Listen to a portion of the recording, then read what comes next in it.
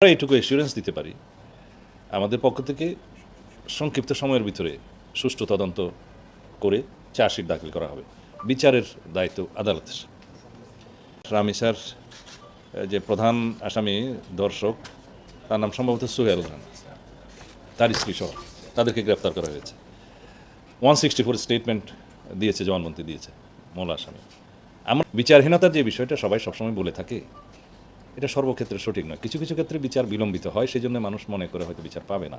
কিন্তু এই জাতীয় ক্রাইমগুলো আমি ইন্টারিম গভর্নমেন্টের সময়ও দেখেছি, আমি তাদেরকে কৃতিত্ব দিতে চাই। সেই সময়ও এই জাতীয় কয়েকটা ঘটনা হলে হেনিয়াস ক্রাইমের সংক্ষিপ্ত সময়ের ভিতরে আইনি ব্যবস্থা, বিচারিক ব্যবস্থা তারা গ্রহণ করেছে। এই ক্ষেত্রেও আমি এইটুকু অ্যাসিওরেন্স দিতে পারি যে সম্ভাব্য সংক্ষিপ্ত সময়ের ভিতরে একটা দৃষ্টান্তমূলক বিচার সম্পন্ন হবে। সাজার কথা তো আমি বলতে পারবো না। আপনি কি কোনো নির্দিষ্ট টাইম বলবেন যে এই না, আমার কাছে আজকে পুলিশ ডিপার্টমেন্ট থেকে যে কাগজটা দিয়েছে তাতে আমি 164-এর যে ভাষাটা দেখেছি, 164 স্টেটমেন্টে, তাতে করে মূল আসামি তার যে সহযোগী আসামি তার স্ত্রীকে সহ এখানে যে স্টেটমেন্টটা দিয়েছে, তাতে করে on the basis of this 164 statement এবং আরও সংক্ষিপ্ত তদন্ত যেটা করতে হবে করে চার্জশিট দাখিল করাটা খুব বেশি দিন লাগবে না। তো সেই ক্ষেত্রে আদালতের কিছু প্রসিডিওর আছে, আসামি পক্ষের আইনি অধিকার আছে, তারা আদালতে হয়তো তার আইনজীবী সময় নেবে, এগুলো সব কিছু বিবেচনায় নিতে হবে। না, চার্জশিটের ক্ষেত্রে তো আমি বললাম যে আমাদের কাজটা আমরা দ্রুততম সময়ের ভিতরে দিতে পারবো, যেহেতু আসামি হচ্ছে দুইজন, একজন মূল আসামি আর একজন তার স্ত্রী সহযোগী, তাকে পলায়নে সহযোগিতা করেছে। তো সেই ক্ষেত্রে দুইজনকেই অ্যারেস্ট করা হয়েছে। মূল আসামি 164 করেছে। এখন এর ভিত্তিতে চার্জশিট দেওয়াটা খুব বেশি সময় লাগবে না। জাতি হন বুঝা লাইছে, জাতি বুঝা ফেলাইছে।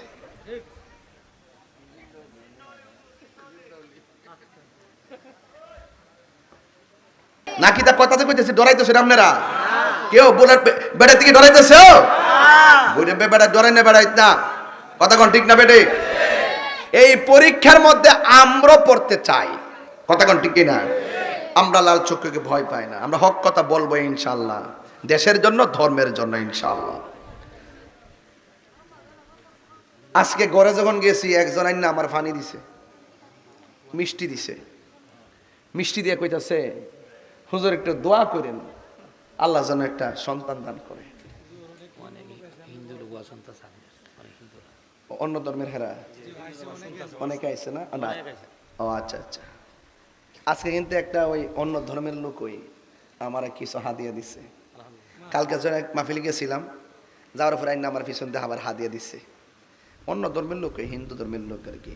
হিন্দু ধর্মের যারা আছেন হেরা জানে আমি তাহির হুজুর সম্প্রীতি নিয়ে কাজ করি।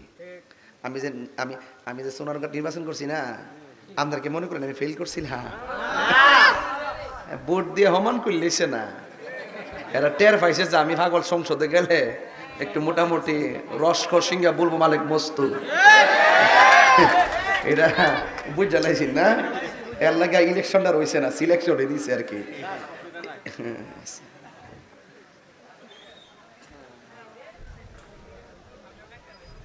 মোটামুটি শরীরটা ঠিক হইতেছে নি আজকে? আল্লাহ আকবার জোরে কন। ক্ষেত্রে আল দিতাছি আর কি, আলটা দেওয়ার পরে পানি দিয়ে মইটা দিমু, এরপরে লাগাই দিমু আর কি দানটা, কতক্ষণ ঠিক নি? এরপরে বর্ষা আইব, পানি হইব, নৌকা চলবো। এ আমার যুবক ভাইয়ারা, গভীর মনোযোগ দেওয়া লাগবে। আমার নবী, আপনার নবী রহমাতুল আলামিন বলেন, তোমরা ধৈর্য ধারণ করো।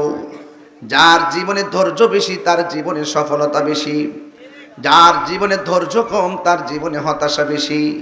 এই দুনিয়াটা হলো পরীক্ষার জায়গা। আমার আল্লাহ রাব্বুল আলামিনের প্রেমিক বান্দারা এই দুনিয়াটাকে জেলখানা মনে করে আর আখিরাতটাকে বালাখানা মনে করে। আর যারা দুনিয়া দুনিয়া করে এরা দুনিয়াটারে বালাখানা মনে করে, আর এই দুনিয়াটা আখিরাতটারে জেলখানা মনে করে। এই জন্য আল্লাহর পৃথিবীতে আল্লাহ পাকের যত মাহবুব বান্দা হয়েছেন, সব মাহবুব বান্দাগুলো পরীক্ষার সম্মুখীন হয়েছেন। আল্লাহ যারে ভালোবাসে তারে বেশি পরীক্ষা করে থাকে। এই জন্য আমার যুবক ভাইয়েরা, নবীদের মধ্যে একজন নবী যার নাম হলো ইব্রাহিম খলিলুল্লাহ। জবানটা কর নাম কি বললাম? ইব্রাহিম নবীর উম্মতের কালিমাটা কেমন ছিল? লা ইলাহা ইল্লাল্লাহ। ইব্রাহিম খলিলুল্লাহ। মুসা নবীর উম্মতের কালিমা ছিল লা ইলাহা ইল্লাল্লাহ, মুসা কালিমুল্লাহ।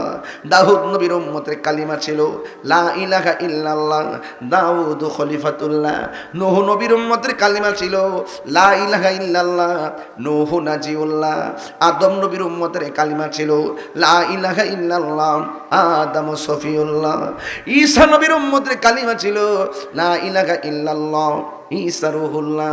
হযরত ইসমাঈল আলাইহিস সালামের উম্মতের কালিমা ছিল লা ইলাহা ইল্লাল্লাহ, ইসমাঈল যবিহুল্লাহ।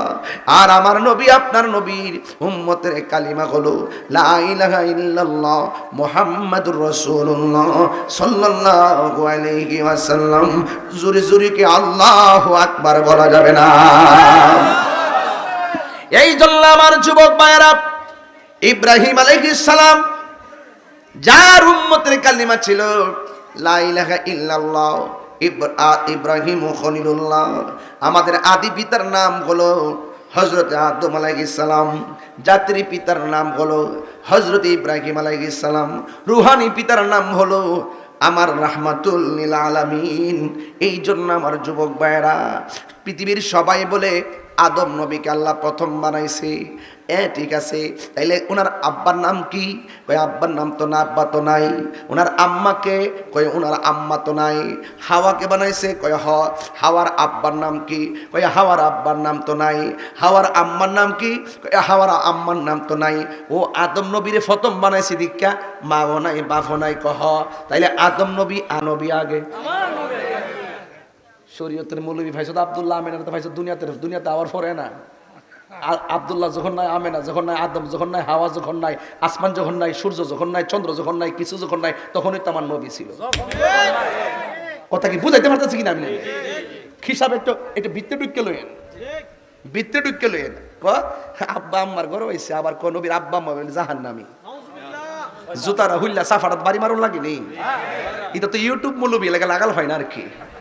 বৈর ভাইয়া যদি আলি কইতো সাফার দাঁত ফালাইয়া এটি আবার কাগজ লইয়া ওই যে টিনের গরুর উপর তেমনি ফালাই দিল সব বন্ধু করে, আবার যাতে দাঁত উঠে।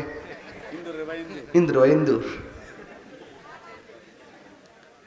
হ্যাঁ, সাবধান করে দিলাম। তাহিরিরে যাই বলে নবীর বিরুদ্ধে কথা বলবেন, আপনাকে চিনব না আমি। তাহলে ইব্রাহিম খলিলুল্লাহ জাতির পিতা, এরপরে আমার নবী। এখান থেকে মিল্লাত আবিকুম ইব্রাহিম, আমাদের জাতির পিতাকে ইব্রাহিম আলাইহিস সালাম। আমরা যে মুসলমানিত্ব তো পাইলাম ইব্রাহিম আলাইহিস সালাম থেকে। জোরে কোন সুবহানাল্লাহ। ও ইব্রাহিম আলাইহিস সালামকে আমার আল্লাহ 10টা পরীক্ষা করেছেন। কয়টা? এই পরীক্ষা আপনারা দিতে রাজি আছেননি? 10টা পরীক্ষা করেছেন। এর মধ্যে 1 নম্বর পরীক্ষা হলো, জবান খুলে কোন ইব্রাহিম নবী যার জিকির করতেন তিনি কে? আর জোরে কোন তিনি কে? আল্লাহর জিকির করতেন। ইব্রাহিম আলাইহিস সালাম যখন আল্লাহর জিকির করেন, ইব্রাহিম আলাইহিস সালামের সমসাময়িক একটা নাফরমান ছিল, তার নাম হলো নমরুদ্দা। জোরে কর, তার নাম কি? এটা কি বাবা? আমরা লেগে আনছেন? এই ঠান্ডা যাবো, খাইলাও। ও আচ্ছা, আমি করি গলা তোমরা ভাঙ্গে নাও, খাইলাও। বিলালটা তো ঠিক মতো গলাটা ভাঙ্গে আছে। দাও, আমি খাইতাম না। আমি খাইলে এটা কাইটটা ছেড়ে দিব।